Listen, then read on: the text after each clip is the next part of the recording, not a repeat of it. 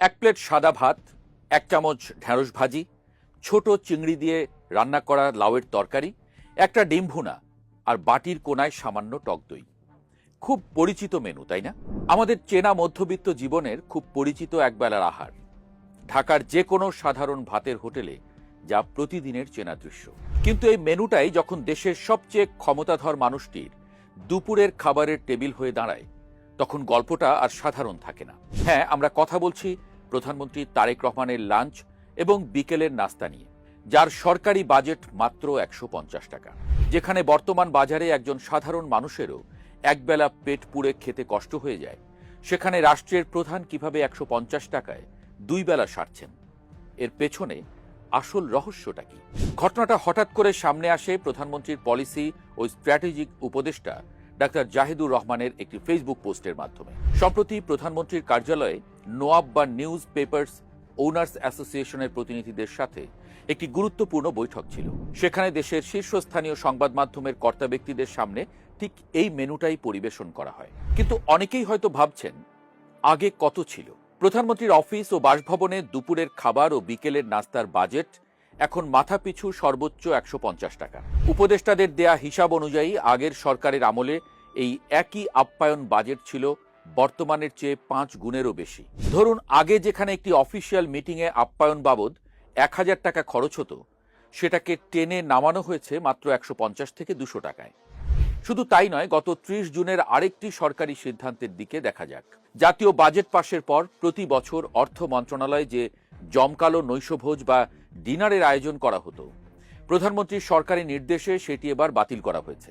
সরকারের এই একটিমাত্র ডিনার বাতিলের সিদ্ধান্তে রাষ্ট্রের সরাসরি সাশ্রয় হয়েছে ৫০ লাখ টাকা। হয়তো মনে হতে পারে এটা হয়তো একটা সাধারণ প্রচার বা লোক দেখানো মিতব্যয়িতা, কিন্তু এর গভীরে রয়েছে অন্য এক হিসাব। সংশ্লিষ্টরা এবং অর্থনীতিবিদরা এই বিষয়টাকে কিভাবে দেখছেন? আমরা জানি এই মুহূর্তে দেশের সাধারণ মানুষকে বাজারের উচ্চ মূল্যস্ফীতি বা জিনিসপত্রের দামের সাথে যুদ্ধ করতে হচ্ছে প্রতিদিন।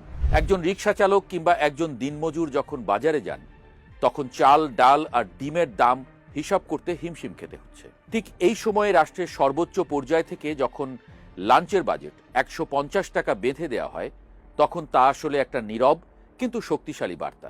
বার্তাটি আসলে কার জন্য? বার্তাটি মূলত সরকারের ভেতরের আমলা, মন্ত্রী এবং সরকারি কর্মকর্তাদের জন্য। সহজ ভাষায় বলতে গেলে, প্রধানমন্ত্রী নিজের টেবিলটা ছোট করে বাকিদের বোঝাতে চাচ্ছেন, জনগণ যখন বাজারে গিয়ে কষ্ট করছে, তখন সরকারি টাকায় এসি রুমে বসে বিলাসিতা করার দিন শেষ। এটিকে বলা হয় লিডিং বাই এক্সাম্পল বা নিজে উদাহরণ তৈরি করে নেতৃত্ব দেয়া। যখন বড় সাহেব নিজে ডাল ভাত খাচ্ছেন, তখন ছোট সাহেবরা চাইলেও রাজকীয় খরচের ফাইল পাশ করাতে পারবেন না। আবার অন্যদিকে প্রশাসনের ভেতরের মানুষরা আসলে কি ভাবছেন? প্রধানমন্ত্রীর কার্যালয়ের অতিরিক্ত প্রেস সেক্রেটারির দেয়া তথ্য বলছে, এই মিতব্যয়িতার প্রভাব কিন্তু এরই মধ্যে পুরো প্রশাসনে পড়তে শুরু করেছে। চলতি অর্থ বছরের ডেটা অনুযায়ী প্রধানমন্ত্রীর কার্যালয়ের কর্মকর্তাদের আপ্যায়ন ভাতা এক ধাক্কায় অনেকখানি কমিয়ে আনা হয়েছে।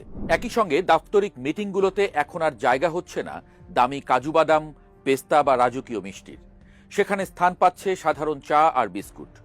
আবার জ্বালানি খরচ বা গাড়ি ব্যবহারের ক্ষেত্রেও সরকারি কর্মকর্তাদের আনা হচ্ছে কঠোর নিয়মের মধ্যে। বিশ্লেষকরা বলছেন, অতীতে আমরা দেখেছি বড় বড় বাজেট পাশের পর কোটি কোটি টাকার উৎসব হতো, কিন্তু এবারের চিত্র ছিল ভিন্ন।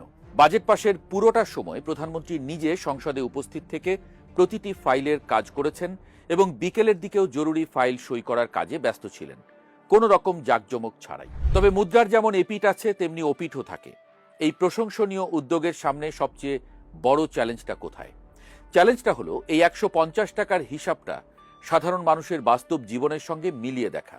ঢাকা বিশ্ববিদ্যালয়ের পুষ্টি ও খাদ্যবিজ্ঞান ইনস্টিটিউটের গবেষকরা প্রায়ই একটি কথা বলেন, সুষম খাবার বা পুষ্টির জন্য একজন মানুষের প্রতিদিন যে পরিমাণ প্রোটিন ও ক্যালোরি দরকার, বর্তমান বাজারে তার খরচ কিন্তু অনেক বেশি। বাজারে এখন একটি ডিমের দামই ১২ থেকে ১৩ টাকা। ১ কেজি লাউ কিনতে লাগে ৬০ থেকে ৭০ টাকা।